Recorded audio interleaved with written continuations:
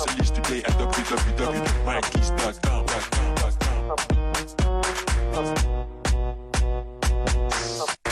Purchase a list today at www.mykeys.com.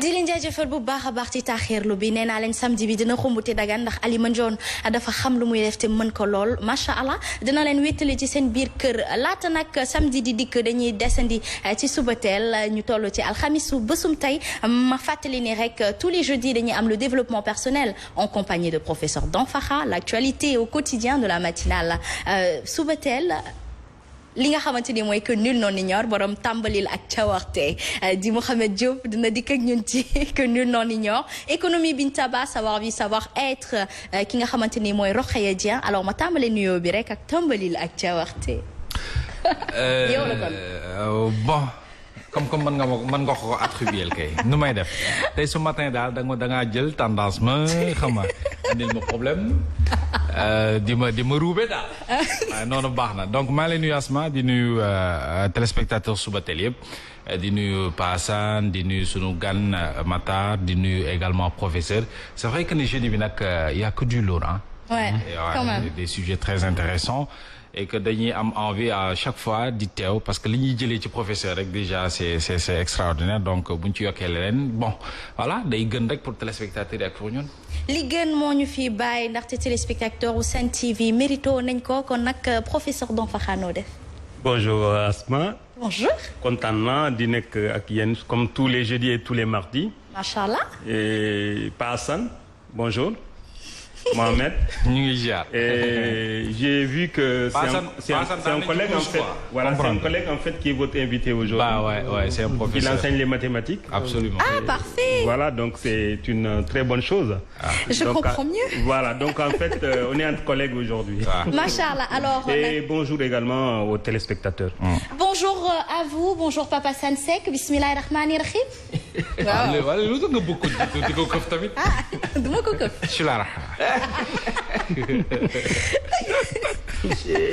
bismillahi rahmaani rahim. allah ndeysaan dañ koy xaar nag. waaleykum rahmatullahi taala wa barakaatuhu.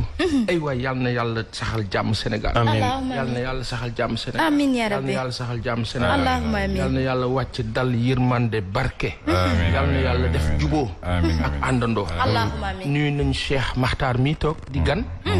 nuyu professeur. bonjour bu mag bi. ñuy Seydina Mouhamad. xamante ne moom la ñu dippee ki tax ñu toog fii. dëgg la ndeysaan ñu di ko ziar bu baax. di la nuyu xasma yàlla. di wax yàlla na yàlla saxal jàmm Sénégal. allahumma amiin jàmm mat naa ñaan ci réew ndaxte nag lu dul jàmm nag kenn du ci mën a saxal dara ma daal di dalal rek ci ak jàmm ki nga xamante ne mooy suñu gan di monsieur Makhtar Fall bonjour. bonjour Asma donc ma leen di nuyu kenn ku nekk ci turam ak santam. di rafetlu invitation bi di ñaan yàlla kàddu yi ñu fi yëkkati mu nekk ay kàddu yu jariñ mu nekk information yu am solo yu dëggu te wér waaw je pense que loolu la. C'est l'essentiel. Voilà. Machallah, merci beaucoup à vous Monsieur Fall de vous joindre à nous aujourd'hui. Je rappelle Mohamed que ton invité est le fondateur et président du complexe Déclic. Il est professeur aussi de mathématiques. Absolument. Comme vient de l'annoncer professeur. Tout à fait. Alors deux professeurs de mathématiques côte à côte même si l'un a quitté un peu pour faire du développement personnel. Mais quand même c'est toujours un grand plaisir. Mais Asma wax na ma ci coulisses ne qu'elle était plutôt un peu wala très nulle en mathématiques. Ah non mais j'étais vraiment très nulle en mathématiques. Après j'étais plutôt philosophe. Hein. Mais c'est pas trop tard. C'est pas trop tard. C'est pas trop tard. Ah ouais, c'est sûr. Ouais, tout à fait. On peut remédier à ça, n'est-ce pas, chers collègues? Ouais. D'accord. Merci à vous pour vos encouragements, mais voilà. Merci. Mais t'es pas la seule. Elle ne compte pas. Elle n'est pas la seule. J'étais pas fort du tout en mathématiques. Oui. J'avoue. Alors que mon père était un génie de mathématiques, mais il était fort aussi en mathématiques. Oui, c'est vrai que souvent on prend l'opposé. ñun littéraire yi moom da ngay waar. Moi littérature rek. Mais vous savez que Didier Raoult, il a un bac littéraire. Ah ouais? Ah oui. En plus, il est scientifique. Après, il a fait les. Un bon mathématicien. Et il a réussi. Un bon mathématicien est un excellent littéraire. Ouais. Bon, pour les mathématiciens, c'est automatique, c'est vrai. Ouais. C'est automatique. Parfait, on se rejoint, synergie, on fait place. Ba face à l'heure. Moo gën de. Purchase a list today at www.mykeys.com. Purchase today at www.mykeys.com.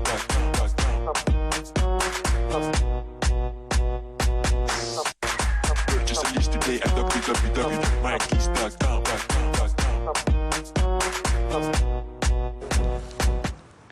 Voilà, comme nous l'annoncions, la synergie fait office de cette actualité du jour. Papa Sensek, ñu tàmbale ko ak le cas de Bougazeli qui s'en tire à bon compte finalement.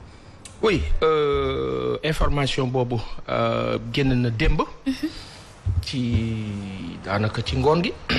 la si ñu bëri jot. ñun ñu gis ne que ci diir bu gàtt rek. après 4 demandes de liberté provisoire 5e bi moo baax 5e bi moo nekk li nga xamante ni moo permettre kii di Seydina Fall ñu naan ko Bougazeli daal di fekk ji dellu ci ay bokkam ginnaaw biñ ko teewee defe naa depuis novembre 2019 ci loo xamante ni luñ ko accusé la mais accusation bu ànd ak loo xamante ni brigade de recherche dañu wax ni daf ko toppoon ci diir ba découvrir gis ñëw fekk ci otoom lu ni mel muy ay faux billets. Donc des faits avérés ci contexte boobu ñu gis ne que mbir mu commencé fréquent la biir Sénégal l'histoire de faux billets drogue et cetera en tout cas ci dernière année yi dafa fës lool ba tax nit ñi am ci ay inquiétudes ak même sur le plan économique lan moo war a nekk incidence yi parce que finalement su fekkee ni que dafay am ci biir réew ba pare am ci ñoo xamante ni ci biir nguur gi la ñu bokk dafay naxari dégg alors ci environnement boobu ñuy wax ne Sénégal dafa war a dem vers lu nga xamante ni mooy justice normale ak équité pour tout le monde. Tout à fait. Mais ci biir justice normale ak équité pour tout le monde souvent dañuy gis déséquilibre dañuy sanctionner fii dóor fii seddal fii au moment où la veille Barthélémy Diaz est convoqué via une plainte parce que en tant que maire d'une localité dafa am injustice bu am ci localité mu dem di araftu par rapport ak loolu bi mu demee wax ne kat lii ñuy nar a def fii mu di tabax bu amul permis de construire du dëgg du yoon donc loo xamante ni tegul si yoon en tant que maire magistrat de sa localité il est normal mu taxaw si. Tout à fait. ñu woo ko alors que ka ñu waroon woo xëy na mooy ka nga xamante ni nekkul ci yoonu tabax. loolu benn la au même moment le lendemain matin mooy démb ci suba ñu woowaat kii di Barthélémy ne ko bi ngeen demee foofu yow ak say gros bras da ngeen fa gaañ nit da ngeen fa dafa am téléphone bu fa réer. Quand même. Autant de bassesse. Voilà ce qui se passe dans ce pays. Alors au même moment selon des faits avérés qui nous ont été transmis par les médias par la brigade de recherche bi ñu wax ne ñoom ñoo tënku topp nit ba gis au même moment cette personne est libérée parce que dañu wax ay soucis de maladie qu'on peut comprendre et respecter mais qu'on va pas louer parce que xamuñu lan la mais ñu jàpp loolu ci li ñu wax je pense à Abdou Karim Gueye qui est malade ñu wax ne ci mbiru jumaa yi dafa wax lu tegginuwul jëmale ko ci ab policier donc voilà et cetera ñu incarcéré ñu ngi ko jël tëj prison fu ñu libéré Bougazeli Seydina Fall MD fu ñu libéré Bougazeli Seydina Fall ñu war fa libéré Abdou Karim Gueye.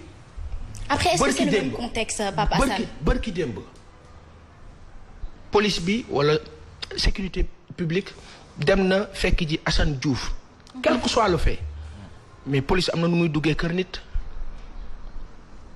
boo duggee kër nit forcé te police war a mën a xaar jaar ci yoon récupérer selon des faits toujours quels que soient les faits comme police moom ci yoon lay dox wala service de sécurité yi ci yoon la ñuy dox kon ñu doxal yoon fépp rek boo jëlee tey Bougazeli libéré dama ne war nga mën a libérer Abdou Karim Gueye mi nga xamante ni dafa tawat jóge Allemagne ci soin nekkoon prison am jafe-jafe ñu yóbbu ko mu faju mu ñëwaat quel que soit. mais après c'est une liberté provisoire aussi, il faut savoir.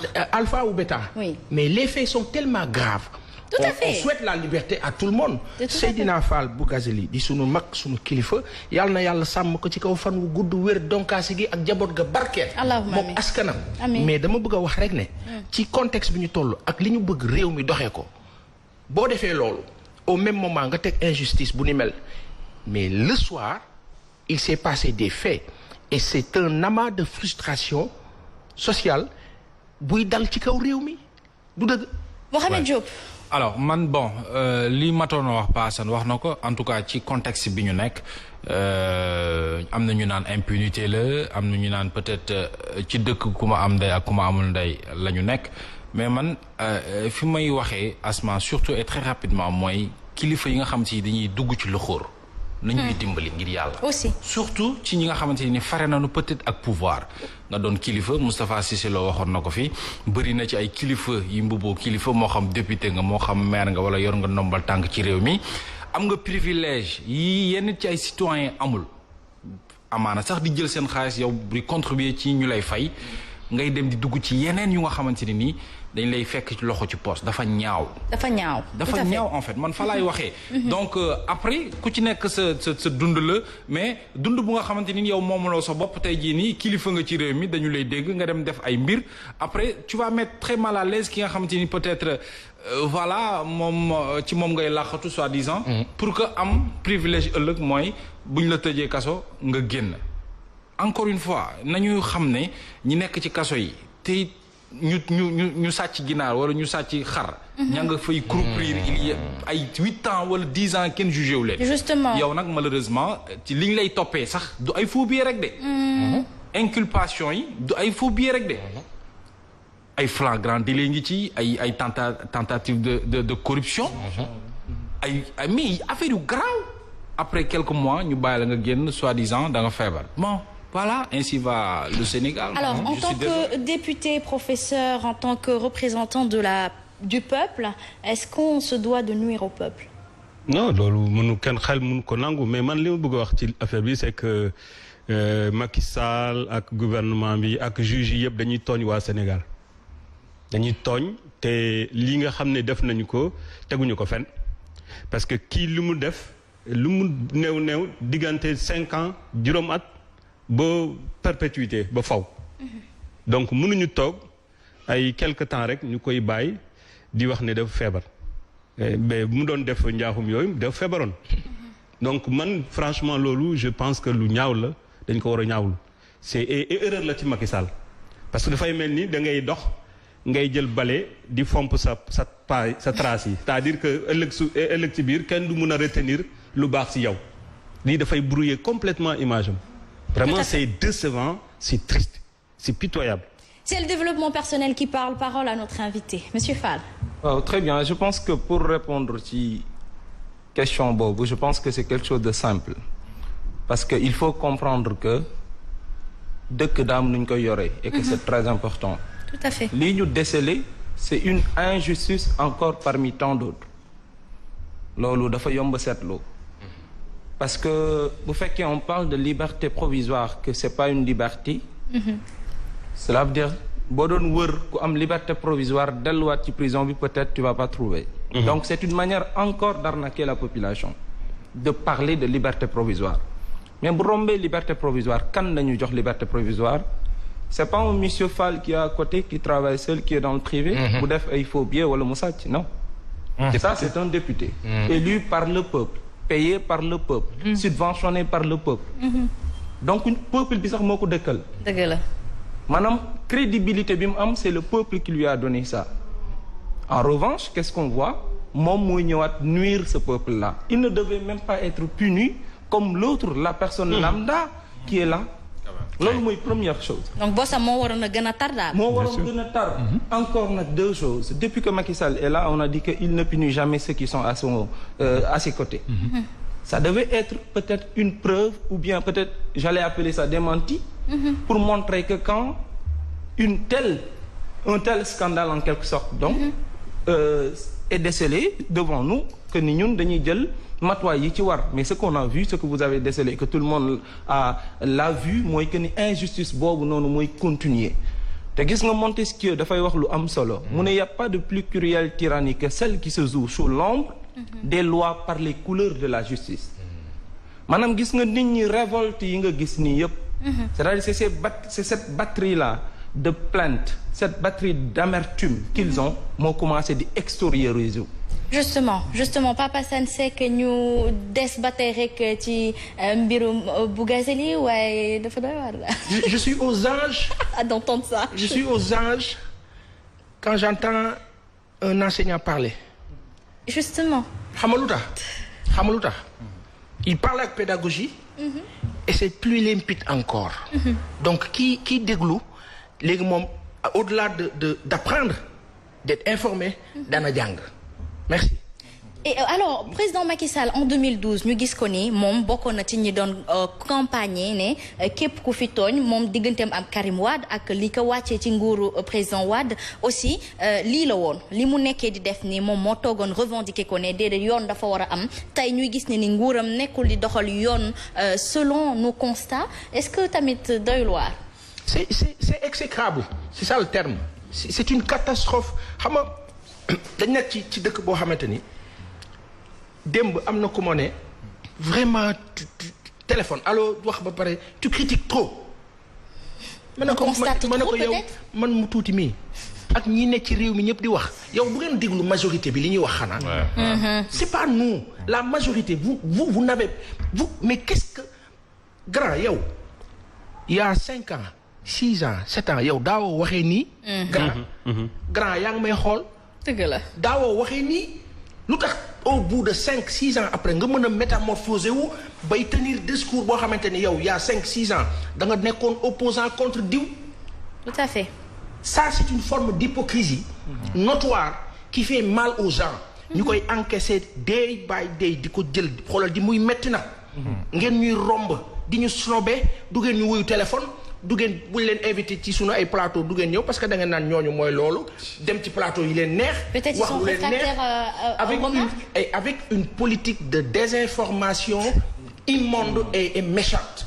loolu moo am Sénégal actuellement.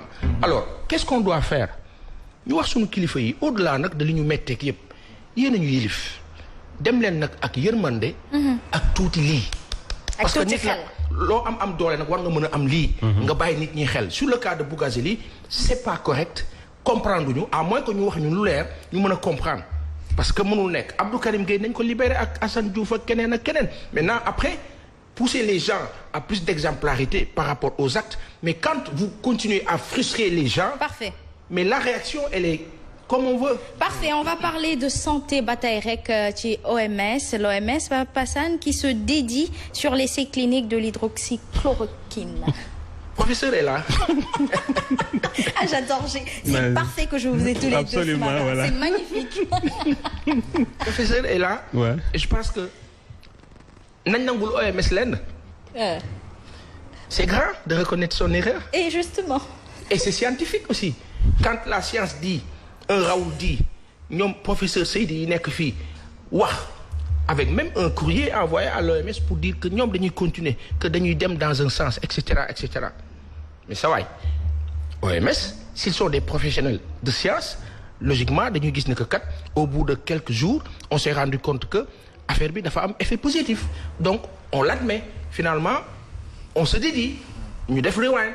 On revient à professeur Raoul. On revient à professeur Raoul et finalement aussi c'est une façon de dire à de Lancet bi defoon étude bi. ne leen yéen vous n'êtes pas sérieux lii rek la. Professeur. waaw mais c'est-à-dire que mon ami Pa Sane non je pense que OMS dafa ne woon. dafa sukkandiku ci liggéey bi ñu def ba publier ko ci Lancet. di wax ne hydroxychloroquine dafa am danger. ñu ne ci kaw loolu ñu ngi suspendre provisoirement fii ba le 15 juin ñu mën a jël décision définitive. bi ñu demee ba mu am yeneen borom xam-xam yu bindi Lancet di poser ay questions noonu lay demee c'est-à-dire lii c'est pas une première. bu ñu poser ay questions te am na question yoo xam ne amul tontu Lancet nee ne laaj naa ay nit yoo xam ne bokkuñu ci ñu man pour ñu def seen enquête dama bëgg nag ñi may lire waaye li lire article bi ñu xam ne def naa benn commission d'enquête en attendant nag maa ngi ngeen bàyyi ci xel donc à partir de ce moment-là OMS c'est normal que comme ci loolu la sukkandiku et que am na laaj yoo xam ne kenn tontu ci mu ne je reprends les activités, c'est tout à fait normal et l'OMS ne s'est pas dédié. L'OMS aurait dû faire ce travail en amont. Si le sérieux y était. Si l'OMS aujourd'hui, c'est-à-dire OMS su defoon du Raoul def. waaw day bañ reprendre travaux yi. Qu'est-ce que Raoul a fait? c'est-à-dire que day moom day wax loo xam ne mu ngi koy wax mais prouver ko. indil benn preuve non indil benn preuve. kan ci Raoul. waaw c'est-à-dire. ci hydroxychloroquine ba léegi kenn waxul ne c'est bon. mais professeur. mais moom la ñuy fajee nag. moom la ñuy fajee pour le moment. Juste une question juste une question.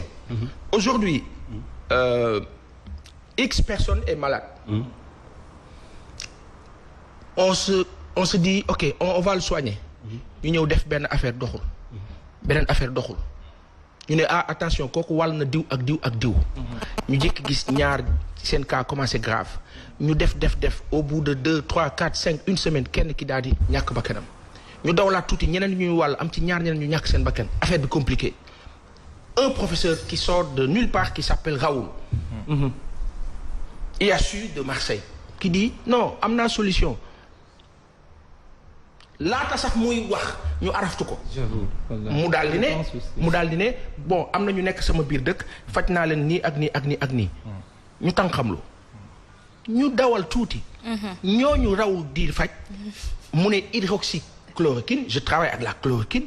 ñooñu di am solution di wér. waaw léegi dama lay laaj ci tendance boobu. kooku li mu wax prouvé na ko wala prouvé wu ko. prouvé wu ko. pourquoi. alors c'est-à-dire que ñi nga xam ne ñooy am doomu jàngaro bi am na juróom-ñetti fukk yoo xam ne ci téeméer boo jël am na juróom-ñetti fukk yoo xam ne kenn du leen faj. c'est-à-dire ñoom ñooy faj seen bopp. du ñu feebar sax du ñu am benn feebar. pourquoi. mu am noonu constat la depuis bu mu commencé Chine ba léegi noonu la. États-Unis dëkk yëpp. mais c'est c'est encore démontré par Raoul d'ailleurs.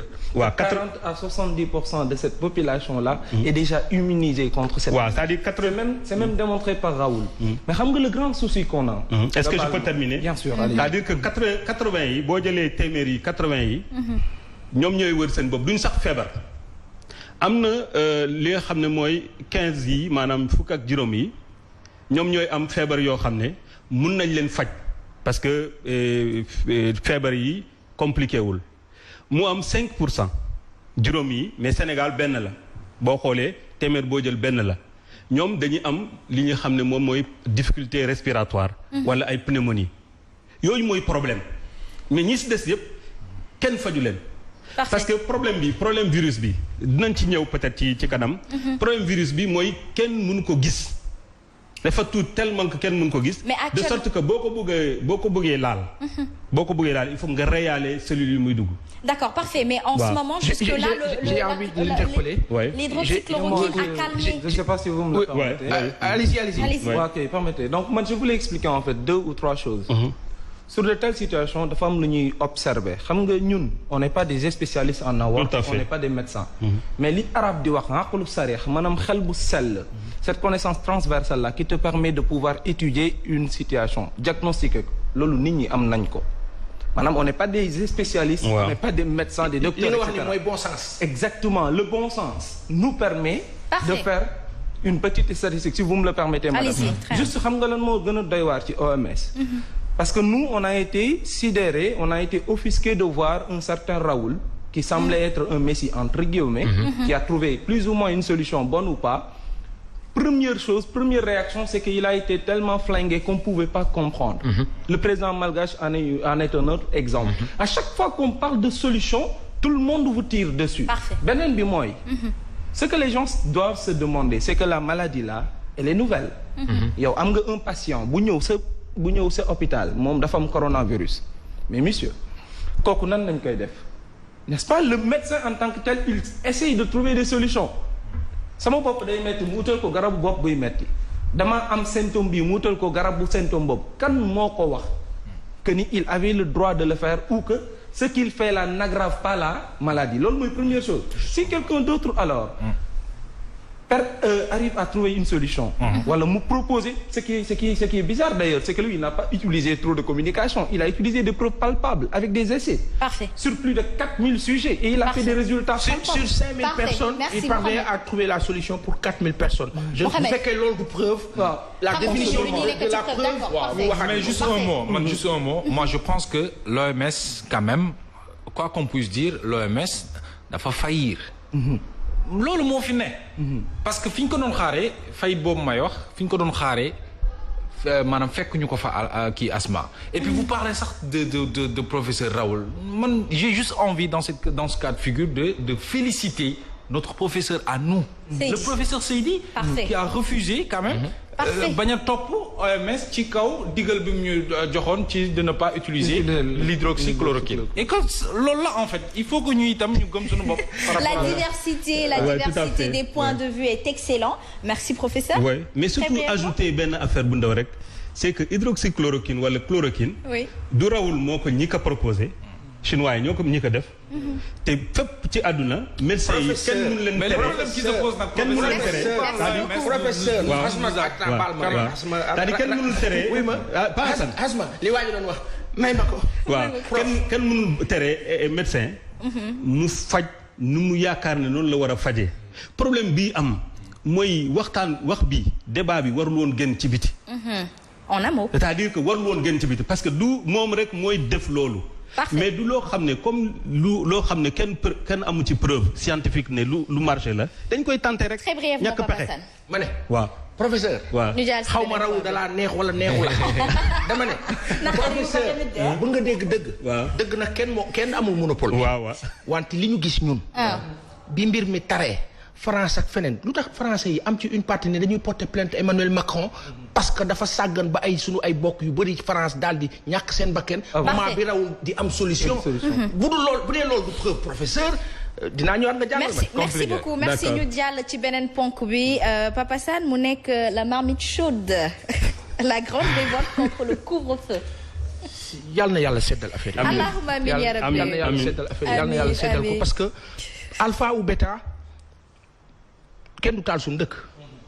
mar day taal léegi bu fi dara xewoon ñu ne am nañ problème fu ñu jëm yow foo daw corona nga fa fan ngay dem mënoo dem fenn. kon nag nañ ko defar mu rafet. Justement. mu baax. mu ànd ak teeyu xel waaye surtout terme bu ñuy wax sago. sago dañu toll ci tension bu yéeme. ku xiif nag fippu lan mooy souci bi affaire bi fan la jógee jógewul Dakar de. c'est parti de l'intérieur du pays. parce que simplement vous ne pouvez pas 1 mois 2 mois 3 mois tëj ay buntu ay sénégalais yu nekk biir Sénégal am koo xamante ni dafa njàkk mbokkam yaayam génn àdduna mu nekk fii ci biir Sénégal waaye mënul sax fekke dëj ba ndax mënul jóge fa mu nekk fekke ji ko ndax coronavirus dafa am confiné ñu tëj nañu waaw lu ni mel su amee ci diir d'accord booy avancer nga fexe ba loolu war a mën a dem dans un sens d'évolution positive waaye loolu moo amul lu tax amul transporteurs yi ñoo njëkk a fippu bi am nii ci transporteurs yi la jógee malheureusement le souci qu'on a avec l'État du Sénégal actuel mooy dañuy bàyyi ba affaire bi xajam ba soof ñu ne jël nañu mesure fekk mu nekk médecin après la mort les transporteurs tey la ñuy wax ne démb conseil des ministres wax nañu ne ay mesures jël nañ ko le président qui leur octroie 3 milliards de francs CFA le président qui demande à ce que ministre des transports ak de l'intérieur converger ak les concernés pour que ñu alléger la chose pour ces gens-là. Donc il y avait une solution proposée. Il y avait une solution boo xamante loolu solution la bu fekkoon état bi def na li mu war a def 1 mois avant jëloon nañ solution bi qu'est-ce qui empêche à l'État du Sénégal d'écouter les concernés État du Sénégal même problème bi la am ak ñiy grève ci santé ak ñiy grève ci secteur bu ne ñiy grève ci éducation feneen le régime du président Macky Sall a l'éternel souci de communication bi nga xamante ni dafa sukkandiku ci nii.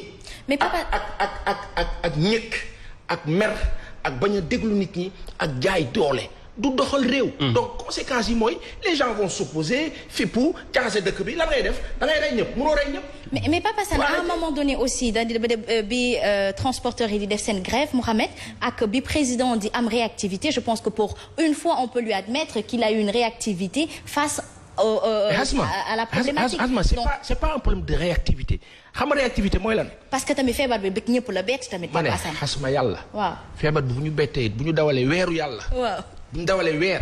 gaañ xam nañ fu ñuy taxaw. l'erreur monumentale départ qu'est-ce qu'on a fait on a demandé aux Sénégalais de venir au palais toog ak président bi alors que président bi n'avait besoin que d'une chose. c'est quoi. de s'adresser en permanence à son comité scientifique 24 heures sur 24 moom ak son comité scientifique soxlawul woon ce tintamarre là naam rafetlu nañ opposition ñëpp dem toog kilifa yi ils auraient pu communiquer entre eux waxtaan te sax ñun duñ ko yëg objectivement lan la defar mais on a fait du folklore def bruitage bu fort recevoir une personne et en recevant toutes ces personnes est-ce qu'on a arrêté les cas est-ce qu'on a eu des solutions pratiques lan la ñu am comme solution kit alimentaire yoo xamante ni eggul ba tey ak jafe-jafe yi mu àndal ceeb boobu nga xamante ni moment bi Sénégalais yi di concentré wu naan feebar bi am na moytu leen de ñu indi coow ceeb jaxase nit ñi ñëpp découragé. Parfait Mohamed pour avoir dirigé le plateau de l'édition spéciale hier lan ngay mën a wax ci kii bi nga xamante ni moom moo am grève bi amoon démb est-ce que ce n'est pas plus exposé à la maladie parce que quoi qu'on puisse dire duñu xeexee noonu régime.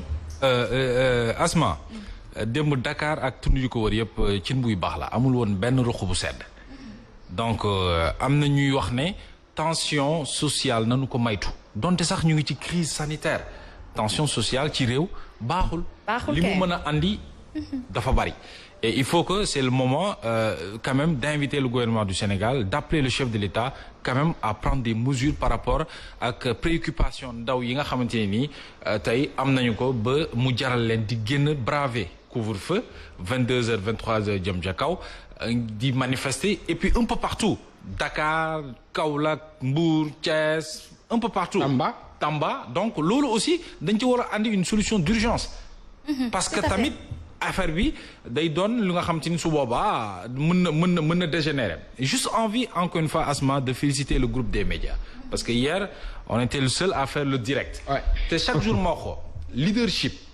leadership nekk ci kanam nekkul ci télé di ko dàggasante ak di xëccu jëm ca kanam donc koy wane askan wi gis ko donc vraiment loolu mooy wane ne affaire bi comme que dafa bette ñun itam ñu dem jàllale information te yaakaar naa ne umpul sénégalais yi par rapport ak direct yu ñu def un peu partout dans des localités à Dakar gis nañu nam fa tëddee fenn rek moo xawul woon a yëngatu mooy diggante Médina jëm ca kaw ca plateau. foofu nag Jacques Beur moo fa nekk. Jacques Beur fa nekk moom. Jibi Diallo Jacques Beur moo nekk plateau kooku moom manche courtam lay sol. vous tirez sur tout ce qui bouge. moom il faut que préfet yeeg sous-préfet yi dem jëli leçon ci Jacques Beur. Et on a vu aussi le ministre de l'Intérieur Aly Ngouille Ndiaye en tout cas on a vu sa voiture rôder. Alors donc faire la randonnée avec takk der yi Papa Sane tey pour encore revenir au fait que tey jii c'est vrai comme nit ku nekk mën nga kaas li nga xamante ni mooy sa droit d'accord mais est-ce que ça vaut la peine de yàq toj ndaa boobu ngir mën a am ndaa parce que ces jeunes qui sortent manifester s'exhibent à la maladie parce que le virus est toujours présent wa ilaa ñoo ngi yàq gis nañu mais kër maire bi ñu lakk fële nga xamante ni mooy Kaolack. Il y a eu des morts hein. Il y a eu des morts qui perdent leur vie. Est-ce que c'est le régime au pouvoir qui perd sa vie ou c'est la société sénégalaise qui perd un de ses? Alors j'ai envie de montrer quelque chose loo xam ne nit ñi gis nañ ko lu bari dem ci réseaux sociaux yi c'est une vidéo MD bi nga xamante ni gis nañu la voiture de police fële sa Kaolack mu renverser quelqu'un des images mais loo xam ne Sénégal yëpp gis nañ ko xam nga am na jamono boo xam ne dañ naan non c'est sensible les gens ont vu ci seen téléphone. mais est-ce que tout.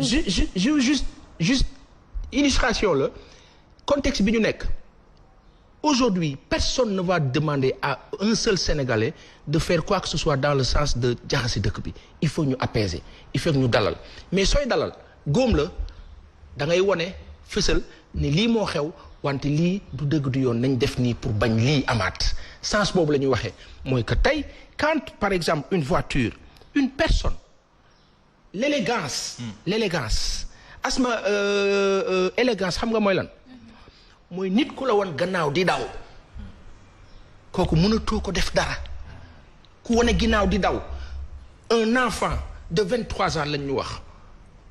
Après, moi je pense que dans un état de couvre-feu, il ne faut pas non plus enfreindre la loi. On respecte la vie des Sénégalais, mais à quel prix? Parce que est-ce qu'il sera jugé en martyr ou en mën naa la wax benn affaire.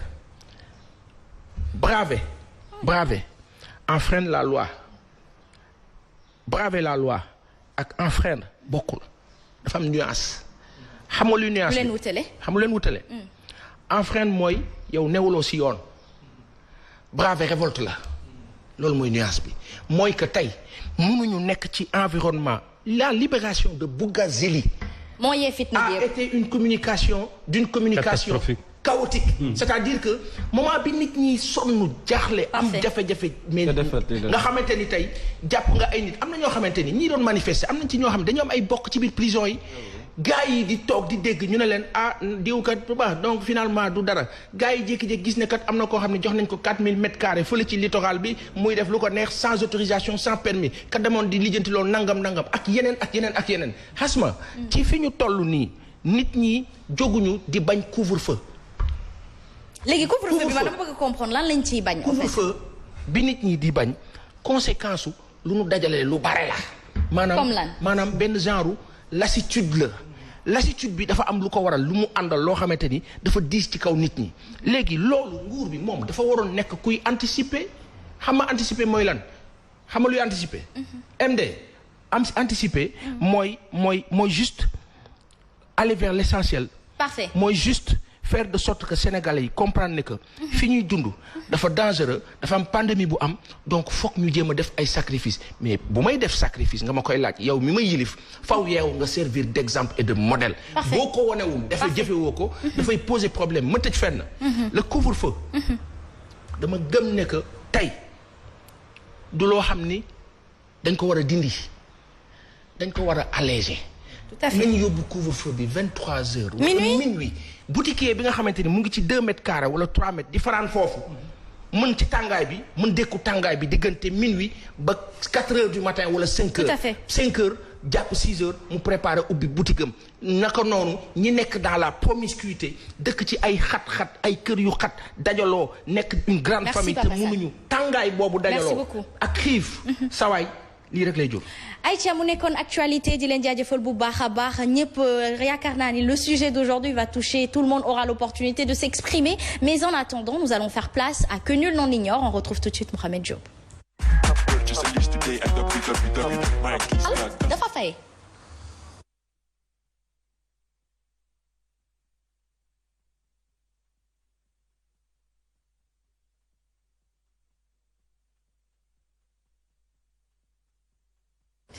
Aïcha ñu di leen jaajëfal bu baax a baax les nerfs sont tendus partout un peu alors Mohamed Diop ak sa gan ñu fas yéene waxtaanee mbirum jàngale bi. waaw parce que itam bokk na ci jafe-jafe yu Sénégal am te muy actualité également ma dalal fi Matar Fall ni nga ko waxee ni nga ko présenté sànq donc c'est le président fondateur c'est le président directeur général fondateur également du complexe Déclic dinañu wax lan mooy Déclic mais bëgg naa ñëw bu baax a baax ci njàng mekk njàngale mi le temps que monsieur Fall nga wax ñu complexe Déclic moom mooy lan. Bon, complexe Déclic c'est un complexe comme son nom donc une école un centre qu'on a mis sur place donc pour aider les élèves dans le renforcement de capacité donc des élèves donc comme je viens de le dire donc on les aide à préparer le bac on les aide à préparer le BFM mais notre particularité c'est en fait la préparation des concours nationaux comme ENA comme douane comme CFJ gendarmerie et la police d'habitude c'est une chose qui se faisait pas. Nous, si vous voulez faire un tel concours parmi ceux-là, donc nous, on vous aide à bien donc vous performer davantage, vous préparer jusqu'à que vous soyez fin prêt donc pour réussir ces types de concours plus ou moins difficiles. Parce que les réussir, c'est à la limite se faire passer au crible, c'est un peu difficile. waaw donc mooy complexe bi quoi. ah d'accord alors waxtaan bi nag ci wolof la. ñuy fàttali ne professeur la en même temps mathématique moo ñuy may ñu waxtaanee njàng mi alors y a un concept bu ñu génnee. muy télé-école. Télé-école oui sur la forme xam nañu ne ak crise bi ñu nekk peut-être dañuy joxe ay cours ci école yi mais naka nga jàngatee pertinence su télé-école est-ce que yéen ñi nekk professeur lanu fay jàngale perception bi ci étudiant bi wala élève bi di am dina mën a yomb par rapport ak que bu demee école.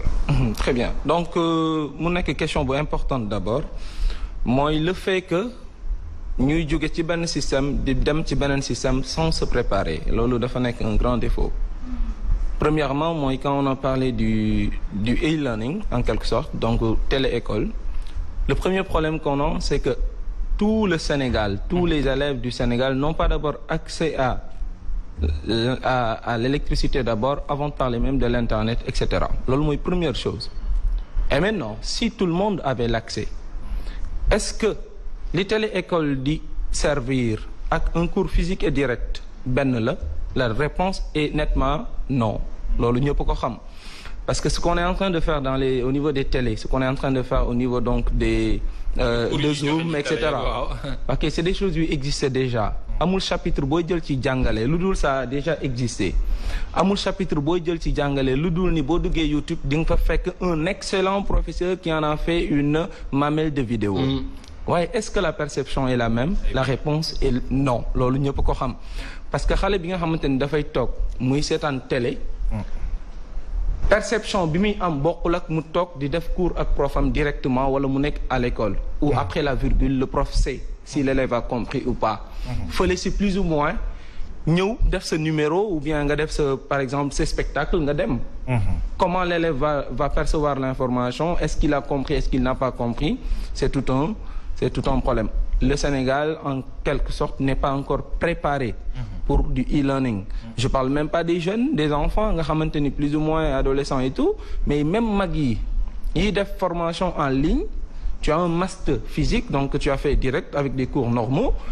comparé à un autre master que tu as donc avec du e-learning tu verras que la différence elle est énorme parce que loolu nekkul lu simple nekkul lu sant interaction bi am ci élève dafa am solo donc balaa dafa am solo ci élève bi pour sa compréhension pour beaucoup de choses alors il y a quelques jours dañu wax ne dañu waxoon dañuy reprise le 2 donc gis nañ ñun ñëpp lu fi xew ci say statut sax yaa ngi doon waajal yow itam reprise bi alors à 23h minuit on nous dit que ne reprise amatul alors élèves yi peut-être yi waroon sax dem école ñoom ak yenn enseignants yi maanaam xam naa ay bu nekkoon professeur moom nelaw na ko yàgg donc day xëy rek bëgg a dem préparer ñu ne ko affaire yi tëjaan mais contexte bu ñu nekk nii est-ce que d'accord nga ci ñuy wax ne école bi reprise bi dina metti ak ci contexte crise sanitaire bi ñu nekk léegi nag ku ci nekk am nga ci sa xalaat ñi nee nañu peut-être gouvernement bi coûte dafa bëgg a def kii parce que am na lu muy préserver ay programme am ak lu nekk derrière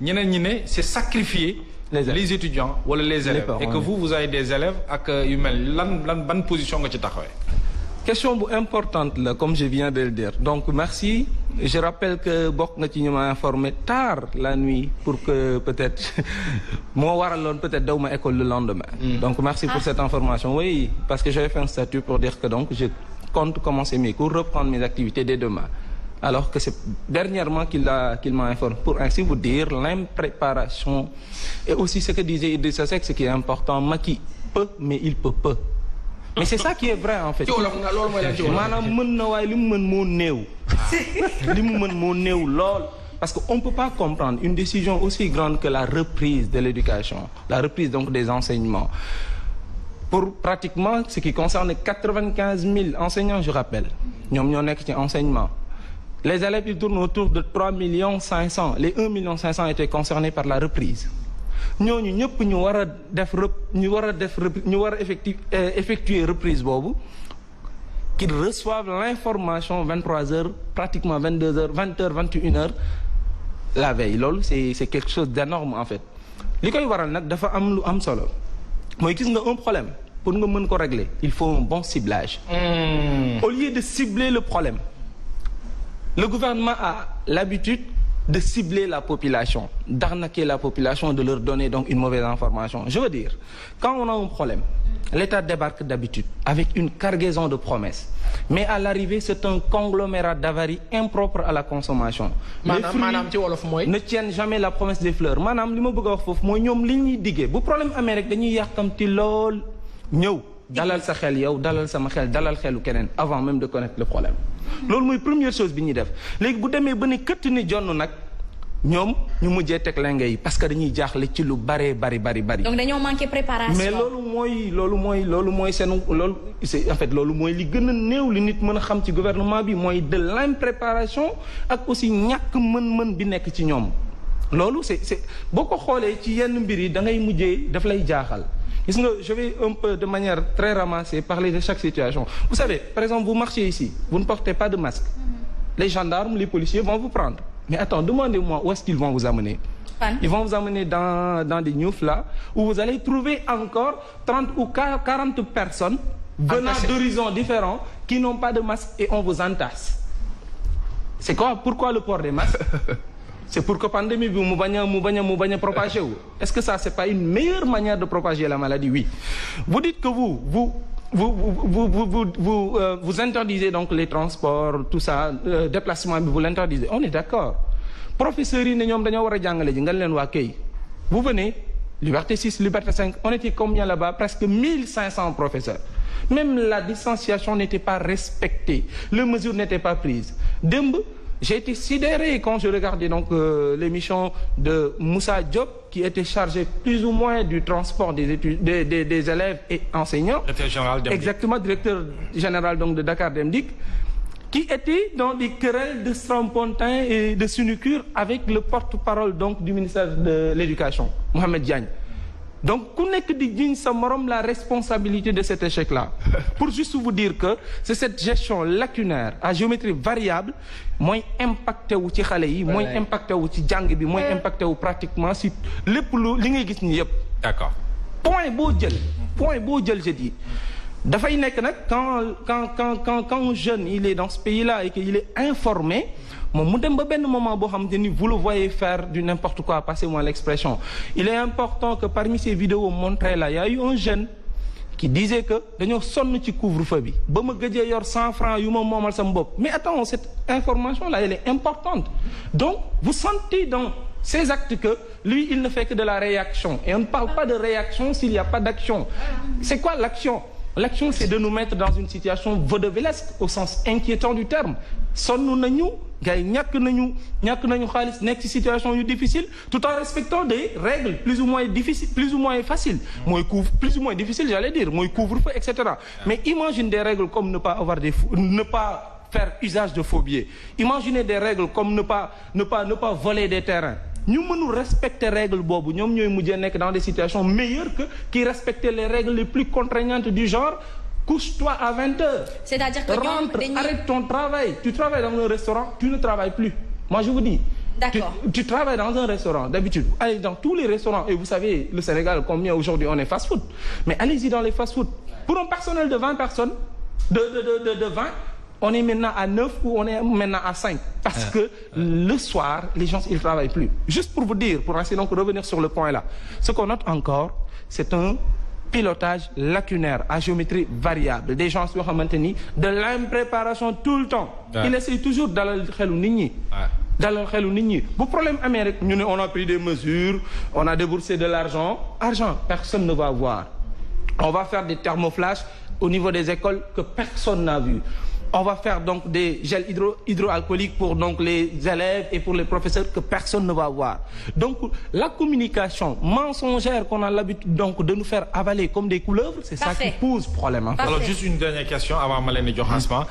Alors cette politisation là, est-ce que politique bi war nañ ko mën a dugal ci éducation maanaam sachant que ay jàngalekat ngeen xam ngeen ne njàngale ak yar dafa xaw a fiir. est-ce que buñ ci dugalee leneen lu ci bokkul du mën a doon ak jafe-jafe ci surtout doxalin wi maanaam politisation ci politique bi am na leneen lu may xalaat non il faut que coûte ma ubbi lii wala ma def lii. parce que am na yeneen yu may xaar j'ai beaucoup de choses derrière beneen bi mooy. yéen ay jàngalekat ngeen tey jii nii ñu ngi bëgg a forcer ñi bëgg war a def examen dem ci école yi est-ce que aujourd'hui yéen a ngi xalaat finalité yi c'est-à-dire taux d'échec biñ ci nar a amee. parce que tamit xale yi jànguñu de. yéen ay professeurs ngeen xam ngeen ne xale yi. ñu jànguñu.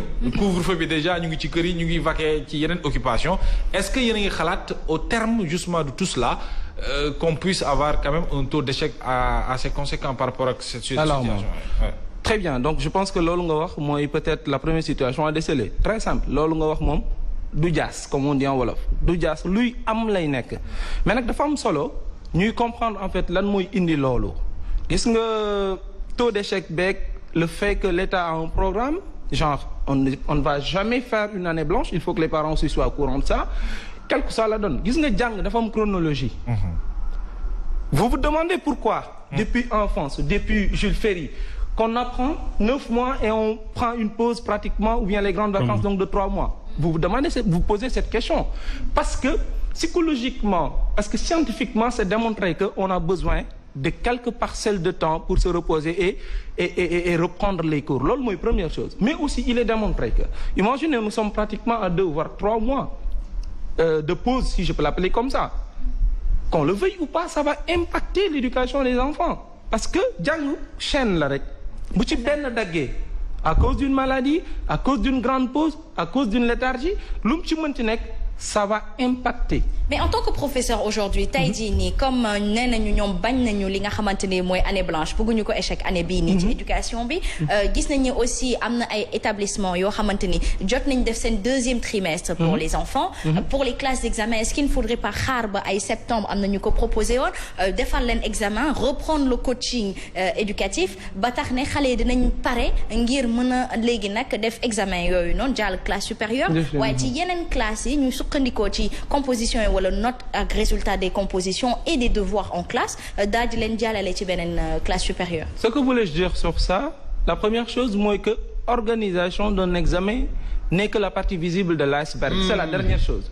mais le contenu je parle sous le contrôle du professeur élève bi nga xamante ni dafa war a am xam-xam bi tax ñu koy évaluer xam-xam boobu moo teewagul bu teewoon def nañ évaluation bu yàgg. année blanche rek non je peux pas dire ça je dis que l'État va remuer terre ciel pour que l'année ne soit pas blanche sois informé l'année ne sera pas blanche parce que les conséquences seront intarissables ñoom ils n'osent pas nous parler d'année blanche après 88 jamais plus grand jamais ils n'osent pas donc pour vous dire que maintenant ce qu'il fallait faire c'est de trouver donc des solutions idoines pour ça ne pas juste dire parce que xam nga problème bu mag a mag bi fi mu jógee mooy on n'a pas demandé aux experts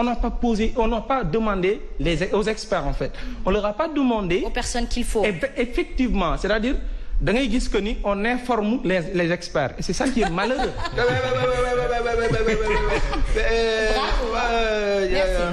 Cheikh Makhtar. On a un autre passage. On a un autre passage.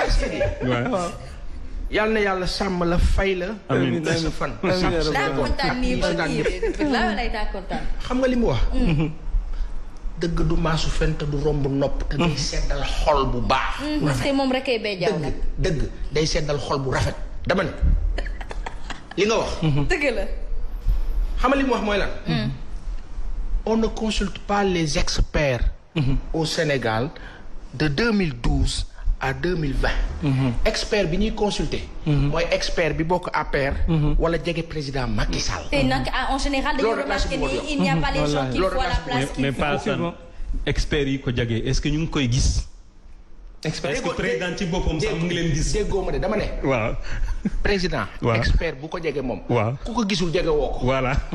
ku ko gisul. waaw jege woo ko. mais ñi ko jege. expert yi ko jege ñu ngi koy gis. mais dëgguma leen waaw. en fait c'est ce que j'expliquais en fait dans le ciblage mooy gis nga boo amee problème bu fekkee moom nga ciblé en tant que tel le problème peut-être solution dina yomb parce que di nga wuti ñu koy faj mais bu fekkee population bi ngay ciblé ça amène un problème te loolu moo am gis nga comme li mu doon wax sànq. gis nga il a voulu dire que la gestion de la pandémie a été holistique maanaam ñëpp ci participer moo waral mu woo ku ne palais mais du la jaaxal ñooñu bi ñu ñëwee palais ba pare le lendemain ils ont commencé à se frustrer parce que il a juste respecté la procédure pour le mettre en face de la population leur disant que man woo naa leen waaye la décision a été déjà prise. maanaam il n'est pas flexible maanaam mënul bokk ci li nga xamante ni moo mën a jëmale askan bi ca kanam ci fànn bu nekk ak ki nga xamante ni moo ci war. alors y a un internaute bu tudd Badou Thiam. moom il pose la question donc comme que ñoom dañuy bëgg di participer. justement ma koy yeggee professeur yi nee na enseignants yi souvent dañuy bëgg di victimiser wu sur les plateaux. et que tey jii nii le niveau ci école yi est trop bas. alors nee na loolu à qui la faute ça c'est pour les professeurs. waaw oui. Donc loolu je pense que j'ai eu à répondre sur cette question sur un autre plateau. si ñetti mbir parce que gis nga enseignement dafa nekk quelque chose de très sensible composé par 3 voire 4 entités mooy les profs mooy l'État mooy les parents et les élèves et ces 3 entités-là sont inextricablement liées pour qu'il y ait réussite il faut du patriotisme à chaque endroit à chaque niveau étage yëpp il faut que ñoom un peu de patriotisme et un peu de responsabilité mais nag ce qu'on décèle d'habitude c'est que li ma la wax sànq rek gis nga situation bu amee da ngay jéem a xool li ko indi la règle du cause à effet là c'est important enseignant boo gis mer la xëyee li koy waral mooy dafay jàng comme en fait dafay gën a jàng Bougazelli parce que jàngul comme Bougazelli mais daf koy gën a jàng di fayeeku moins que lui di contraindre boppam pour être correct parler correctement faire de durs enseignements etc jàng lu metti et il se trouve dans une situation hyper difficile il n'est même pas sauvé. Parfait. Est-ce que vous avez compris mu gis que ni l'autre là il lui arrive même pas aux chevilles mais aujourd'hui il est aux as loolu mooy metti. donc maanaam indirectement ñun dañ ñuy pousse ci ruube ak luubal pour mën a tekki daal. mais c'est le grand problème de cette situation là qu'on venait de parler là mooy de Bougazelli loolu moo ci gën a graaw mooy n'oubliez pas que y a des jeunes qui regardent y a des jeunes qui n'ont pas compris yoo xamante ne dañuy seetaan rek ils voient quelqu'un avec des milliards c'est important ñu xam fu mu ko jëlee bu ñu gisee que ni lu luub la et que fi mu ko jëlee baaxul et que la sentence dal ci kawam loolu day yar xale bi. ba pare dara fekk ko ci daal. ok mais bu ko ci dara fekkul tamit xale bi day xam ni lii c'est possible. kon maanaam suñu jeunesse de réussir dans sa vie en faisant ça. effectivement et loolu mooy danger bi gën a mag ci situation bi ñu am. c'est-à-dire on élève plus des voyous que de bons dirigeants de demain en quelque sorte. j'ai pas dit ça. ça c'est toi qui le dis. question laaj bu mu laaj mooy en général dañuy victimiser wu te niveau d'étude di niveau xale yi dafa wàcc. souvent waxtaan la boo xam ne man daf may neex. ma wax ci mais en fait du dëgg. c'est-à-dire que niveau élèves yi wàcciwul. ok. ñaari problème moo am. benn problème bi mooy ñun programme ñi ñu yoree pour jàngale ko xale yi ak ni ñu ko defee moo intéressé tul xale yi. ay débat yu mel ni ay waxtaan yu mel ni amoon na dans les années 75 en France ñu naan. xale yi seen niveau dafa baissé. mais ñooñu ñuy wax ne seen niveau dafa baissé ñoom ñoo defar Concorde. ñoom ñoo defar Minitel. c'est-à-dire technologie yëpp ñoom ñoo ko defar. te sunu doom yi ak sunu rakk yi dañ leen wax ne seen niveau dafa wàcc mais am na beneen affaire boo xam ne ñu ko soraale c'est-à-dire que l'environnement et sama collègue Matar wax na ko léegi c'est-à-dire que lu ñu gis. dañu gis ne peut-être que da ngay jàng ba bëgg a dee boo génnee da ngay taxawaalu. donc loolu du liggéeyu enseignant maanaam enseignant ñu ngi def seen kemtulaay képp mais li ci des société bi moo ko war a def c'est-à-dire que xale yi bu ñu jàngee ñu jox leen lu ñu sutural seen bopp. Parfait. Et puis ñeneen bi tam mooy ñu améliorer ñun tam sunu pédagogie bi ak ni ñu évaluer xale yi même façon lu ñu leen enseigner. gis naa ay enseignants yu xam ne bu ñu nekkee à tableau ñuy def yenn animation yi c'est bien parce qu'il faut être dans l'esprit de la jeune génération. Parfait. Voilà. Merci beaucoup. donc lii laa la andiloon ci rubrique Nul naa ñoo peut-être doyaluñu ak Matar. donc peut-être on aura l'occasion avec lui de le retrouver ci d'autres plateaux certainement parce que internautes yi d'accord nañu nee na voilà xam-xam bi rafet na. donc justement. ñu di ko gërëm. Parfait. Très rapidement. lan la président Senghor amoon na côté négatif mais amoon aussi le bon côté des choses. Senghor dafa gëmoon ku am xam-xam. même si hypocritement il était contre Cheikh Anta. Parfait. mais dafa gëmoon ko am xam-xam. justement nguur yi ñu am nag léegi. ñoom gëmuñu borom xam-xam. justement ku am mbooloo la ñu gëm. merci beaucoup Papa Sane merci monsieur Fall. Bon, merci à vous. Bon, je pense que rafetlu déjà travail bi ngeen di def. maa ngi suivre de très près avec tout intérêt en fait ce que vous faites tout le temps di rafetlu kàddu gi di ñaan yàlla li ñu fi wax mu jariñ. amiin gërëm aussi ñu doon déglu bu ñu defee erreur ñu ngi jégalu des fois xool yee jug ak yooyu. mais là c'est ça l'objectif de faire passer l'information et la bonne d'ailleurs.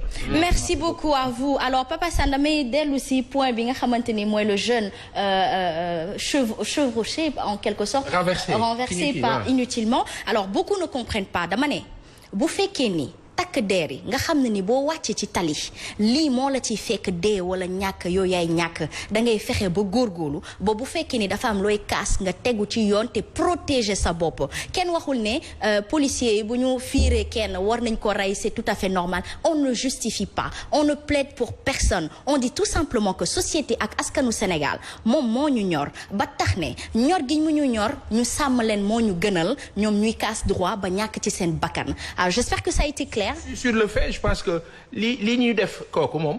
teguwul si benn dëgg. tout à fait ñu loolu ñëpp d'accord nañ ci. yal na yàlla wax nañu ne il serait entre la vie et la mort. tout à fait yal na yàlla sauver ko. ba mu dund desaat ci ñun. loolu ñuy ñaan yàlla. justement mais bu safaan amee. c'est un crime. c'est un crime tout à fait tout à fait. Aïcha merci beaucoup ci noonu la ñuy amee suñu premier clip du jour laata rek waa ministère dikk ak ñun ci point Covid 19.